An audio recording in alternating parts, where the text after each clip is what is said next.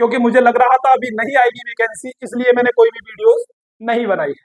यह वीडियो आपको इसीलिए लेकर आया हूं क्योंकि अब आपकी वैकेंसी बिल्कुल कंप्लीटली तैयार है, आपका इंतजार कर रही है। बिल्कुल आपका सिविल पुलिस, जैसा कि आप लोगों को पता है, जो पुलिस की वैकेंसी होती है, क्योंकि बहुत से भाई कंफ्यूज है कि पुलिस और होमगार्ड में, देखिए जब भर्ती हो जाएंगे आप, या आप जो पढ़े लिखे हैं वही समझ पाते हैं। नॉर्मली इंसान केवल वर्दी देखता है कि यह पुलिस की वर्दी है या होमगार्ड की वर्दी है, उसको नहीं पता। केवल बैच से ही पता चलता है कि ये होमगार्ड है और ये पुलिस वाला है। तो मेरे दोस्त, इसमें आपके लिए पहले इंटर का था कि इंटर होना चाहिए, लेकिन अब ऐसा नहीं है। अब आपके पास अगर हाई स्कूल है तो हाई स्कूल से ही आप इस फॉर्म को अप्लाई कर सकते हैं। इसमें एज बहुत अच्छी है, आपको पता है, इसमें एज अंधाधुंध 18 से 45 वर्ष तक आप फॉर्म अप्लाई कर सकते हैं। जी बिल्कुल, आपने सही सुना है, 18 से 45 वर्ष तक। पहले जो कक्षा 8 हुआ करती थी उससे होमगार्ड बन जाया करते थे, ना कोई रिटन एग्जाम था ना फिजिकल था, लेकिन अब सब कुछ है मेरे दोस्त। तो सेम जो भाई यूपी पुलिस की तैयारी कर चुके हैं या कर रहे हैं, उनको अदर से कुछ एक्स्ट्रा पढ़ने की जरूरत नहीं है, आपका इसी से काम चल जाएगा। तैयारी को बरकरार बनाए रखिएगा। इसमें आपको सबसे बड़ी खुशी की बात यह भी है कि 20% जो पद हैं हमारे मेल फीमेल्स कैंडिडेट्स के लिए, मान लीजिए अगर 60,000 वैकेंसी हैं तो 8,000 वैकेंसीज आपकी जो है गर्ल्स कैंडिडेट्स के लिए है।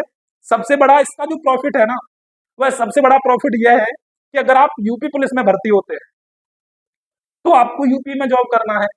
अगर आप होमगार्ड में भर्ती होते हैं ना, तो मेरे दोस्त आपको अपने जिला में ही ड्यूटी करनी है, और हो सकता है कि आपके निकटवर्ती थाने में ही आपकी ड्यूटी लग जाए।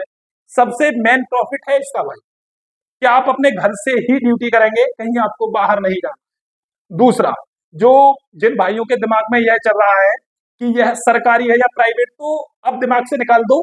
वैसे आपको बता दूं एक बात, इसमें एक प्राइवेट जैसा बिल्कुल पार्ट आपको देखने को मिलेगा, क्योंकि सरकारी और प्राइवेट में एक अंतर होता है मेरे दोस्त। जब हम छुट्टी लेते हैं तो उसका कोई भी चार्ज आपको नहीं देना होता है। अगर आप होमगार्ड में भर्ती होने के बाद छुट्टी लेते हैं तो उस दिन का आपका वेतन कम हो जाता है लगभग। फिर भी आप ये मान लीजिएगा 25 से 27,000 रुपए आपको मिलने ही मिलने हैं। हमारे गांव से दो हैं आपके होमगार्ड में, मैंने उनसे बात की थी, तो उनका वेतन 17 और 18 में आपको 310 रुपए पर डे के हिसाब से मिलता था, लेकिन वही वेतन आज 926 और 928 रुपया हो गया है। प्रत्येक डिस्ट्रिक्ट के हिसाब से भी है, 916 भी है। इतना गहरा मुझे इसका अंदाजा नहीं है कि प्रत्येक जिले में कितना कितना है, लेकिन मैं आपको मोटा मोटी अंदाजा बता रहा हूँ। 900 प्लस ही आपका पर डे के हिसाब से मिलता है। आपकी सैलरी लगभग 27 से 28,000 रुपया कंप्लीटली है। ये श्योर है कि सरकारी है, कोई भी टेंशन लेना नहीं है। वर्दी आपका सेम पुलिस पैटर्न पर रहता है, ऐसा कोई भी। और एक बात और क्लियर कर लो, आपने अपने साथियों को देखा होगा, जब हम पढ़ते थे या जब जॉब नहीं लगी थी तो उस समय हमको भी नहीं पता था कि इनमें से कांस्टेबल कौन है और इसमें होमगार्ड कौन है। ठीक, जब हम पढ़े उसके बाद जब हमको पता चला, तब ही हमको पता चला कि ये होमगार्ड होते हैं और ये कांस्टेबल होते हैं। तो मेरे दोस्त, और अगर आपको इससे संबंधित देखिए, लिखित परीक्षा होगी, फिजिकल होगा, डॉक्यूमेंट होगा, आपका मेडिकल भी होगा और आपकी फाइनल मेरिट भी लगेगी। लगभग 15 लाख फॉर्म अप्लाई होने के पूरे चांस हैं, और एक्स्ट्रा ही जान लीजिएगा, कम नहीं पड़ेंगे इसमें, बिल्कुल आपके इससे ज्यादा भी हो सकते हैं।